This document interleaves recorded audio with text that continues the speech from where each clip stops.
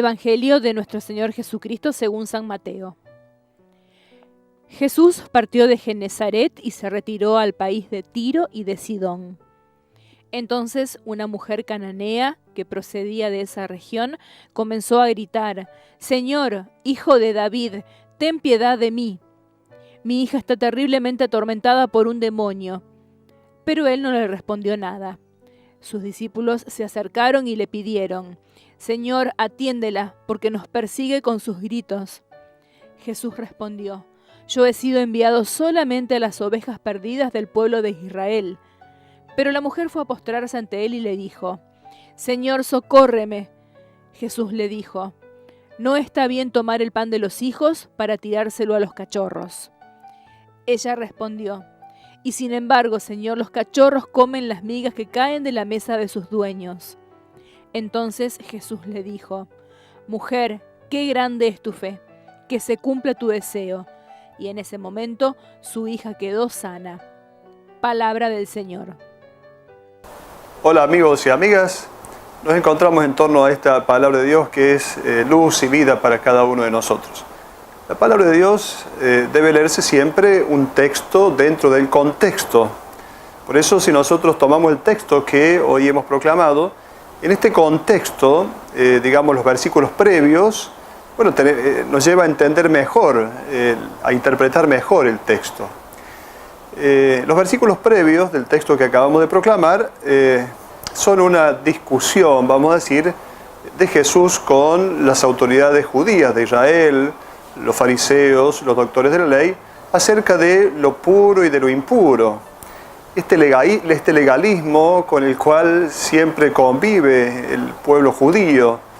Jesús quiere apartarse de este legalismo, Jesús quiere apartarse de esta propuesta cerrada, este modo cerrado de vivir la religión. Muchas veces nosotros tenemos esta dificultad también. Pareciera que la religión nos ata, pareciera que la religión nos mete en una cárcel, cuando en realidad la fe es una propuesta de liberación. En la religión el hombre vive para Dios, en la fe el hombre vive de Dios.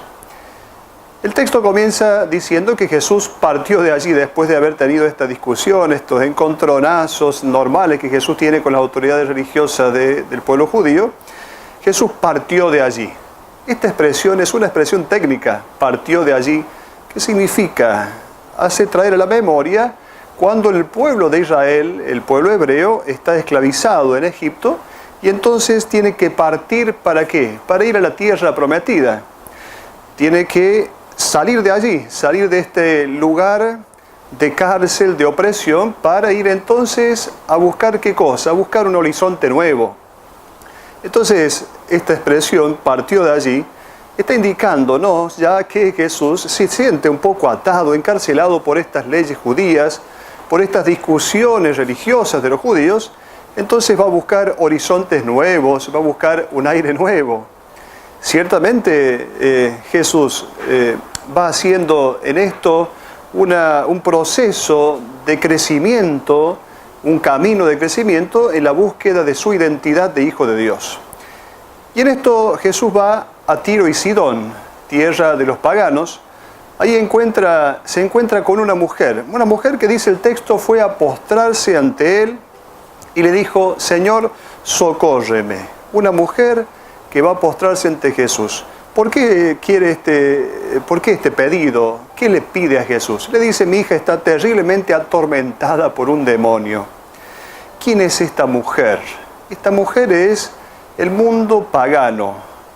Los paganos son aquellos que no reconocen al Dios de Israel, que no reconocen al Dios verdadero, al Dios que se ha revelado al pueblo de Israel, sino que tienen otra manera de vivir al margen de Dios. Y entonces, en este sentido, podemos decir que esta mujer que tiene la hija atormentada por el demonio, este pueblo pagano, está esclavizado por criterios que no son los que Dios propone. Es un pueblo, en este sentido, podemos decir, endemoniado. El demonio que es aquel que trabaja en contra de la vida. Entonces es una propuesta de muerte, este paganismo que tiene esta propuesta de muerte, esta propuesta de guerra, de egoísmo, esta propuesta de simple apariencia. Este es el mundo enfermo. El mundo enfermo al cual Jesús también va al encuentro. En Israel, el pueblo judío estaba quizá un poco enfermo porque estaba esclavizado por leyes religiosas. Este mundo pagano está esclavizado, está enfermo, está endemoniado en ese sentido amplio de la palabra. No estemos pensando en una posibilidad de hacer necesariamente un exorcismo, sino en el sentido amplio de la palabra.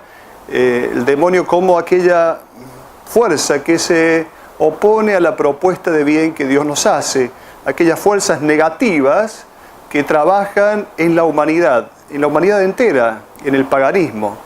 Entonces, aquí está el mundo entero. El paganismo es el mundo entero al cual Jesús va a encontrar, y esta mujer está representando a este mundo pagano.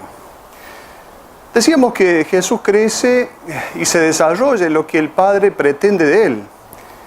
Jesús se cría en un ambiente determinado, en una cultura determinada, en un contexto religioso determinado, en el cual hay un cierto aire de exclusivismo en Israel. En el judaísmo se cree que, ellos creen, nosotros somos los salvados por Dios, somos los únicos mirados por Dios. Dios no tiene por qué mirar a otros, sino que Dios nos mira a nosotros, y esa sensación de exclusivismo, también Jesús fue criado en ese ambiente. No podemos decir, no, pero Jesús lo sabía todo porque era el Hijo de Dios. No, recordemos que Jesús es el Hijo de Dios, ciertamente, pero también es hombre verdadero. Dice la palabra de Dios, en el Evangelio de San Juan, el verbo se hizo carne, sarx, quiere decir una condición humana ligada, atada a las condiciones naturales que el ser humano vive, y entonces también el contexto cultural y religioso influye. Podríamos imaginarnos que esto de la divinidad de Jesús, el ser hijo de Dios, y al mismo tiempo ser un hombre, se parece a un embudo. Vamos a salvar las diferencias, por supuesto, pero se parece a un embudo. La parte grande del embudo es la condición de hijo de Dios que Jesús tiene. Él refleja en todo su ser la voluntad del Padre, quién es el Padre, la identidad del Padre. Pero al mismo tiempo, la parte chica del embudo es la humanidad de Jesús. Por lo tanto, Jesús tuvo que ir creciendo de a poco en esta conciencia en la cual se abre la salvación para todos. La salvación no es una exclusividad para un pueblo. Por eso, esta expresión de Jesús en este diálogo con esta mujer, pareciera que al principio Jesús ignora a la mujer. Esta es la sensación inmediata. Y encima Jesús le dice, yo he sido enviado solamente a las ovejas perdidas del pueblo de Israel. Claro, esta expresión pareciera que Jesús piensa de esta manera. Y quizá Jesús haya tenido algún vestigio de todo esto por su formación religiosa, por el contexto cultural en el cual él nació y creció. De a poquito Jesús tuvo que ir tomando conciencia de que Dios es un Dios para todos y que la salvación que él trae es una salvación para todos. Y al mismo tiempo a los discípulos tuvo que hacerles ver que la salvación es una propuesta para todos. Entonces, esta mujer cananea representa la humanidad entera, representa el mundo entero, para el cual Dios está dispuesto, al cual Dios viene a salvar. Por lo tanto, no se trata de una salvación para algunos. Hay una expresión acerca de los hijos y los perros. Los hijos, ¿quiénes son? Quienes pertenecen al pueblo de Israel. Los perros, la traducción dice cachorro, en realidad son los perros de casa, perro doméstico. Los perros son aquellos que comen las migajas, va a decir el texto, comen las migajas. ¿Quiénes son los perros? Son los paganos, el mundo pagano. Entonces los hijos son el pueblo de Israel, los perros son el mundo pagano, así eran llamados. Se habla de una comparación, los hijos comen el pan, los perros comen las migajas. El pan es la palabra de Dios. El pan es la luz que porta esta palabra de Dios. Y pareciera que Jesús está de acuerdo con esto de que la salvación está dada solo para el pueblo de Israel. Sin embargo, lo que el evangelista hace, lo que el escritor del Evangelio hace, es mostrar cómo progresivamente Jesús va llevando a su comunidad a sus discípulos y nos va llevando también a nosotros a entender que la salvación es una oferta para todos. No está bien tomar el pan de los hijos, dice Jesús, para tirárselo a los cachorros. Pareciera que todavía está atado a esta mentalidad antigua. Lo que se quiere expresar es que Jesús hace el paso a una oferta de salvación para todos. Hay un Jesús para todos. Hay un Jesús que tiene un corazón grande. Por lo tanto, no hay lugar para el exclusivismo. Los cachorros, va a decir la mujer, comen las migas que caen de la mesa de sus dueños. Esta mujer finalmente tiene fe. Lo importante para Jesús, por eso Jesús va a decirle a esta mujer, qué grande es tu fe. Lo importante es la fe que esta mujer tiene. Muchas veces pensamos que la fe es un don de Dios, y lo decimos con cierta facilidad, la fe es un don de Dios. El don de Dios es su amor. Cuando nosotros reconocemos esa acción misericordiosa de Dios en nosotros, entonces ahí viene el acto de fe.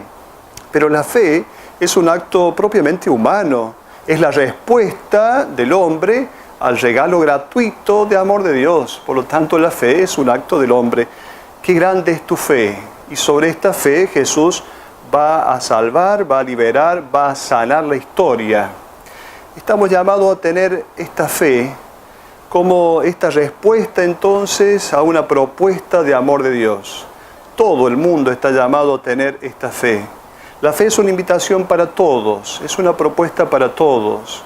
Qué importante es saber que la iglesia hoy no es una comunidad como que puede atrapar el amor de Dios, sino que la iglesia está destinada a ser misionera del amor de Dios, a comunicar al mundo el amor de Dios. La iglesia es una comunidad evangelizada y evangelizadora. No somos los mejores, somos aquellos que, elegidos por Dios, estamos llamados a comunicar al mundo un amor que es el amor de Dios, el amor grande de Dios. Hasta la próxima.